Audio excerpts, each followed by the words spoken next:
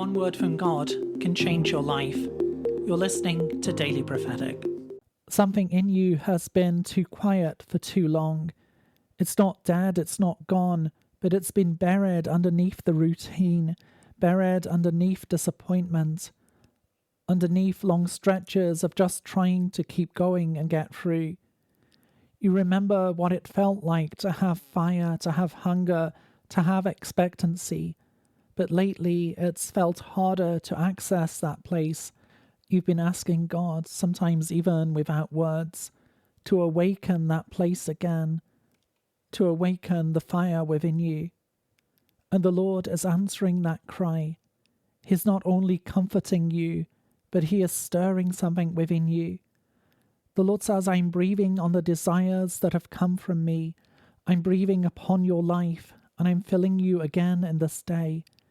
I'm moving over the places that have felt flat, the places that have felt empty and dead. And I'm breathing life into you and upon you. Like the waves of the ocean, my spirit is breaking forth in your life. Do not be afraid, but trust in me, that I'm bringing new life to you. I'm stirring you up. I'm filling you again and anew. To receive a personal word, click on the link in the top left of the screen or visit requestword.com.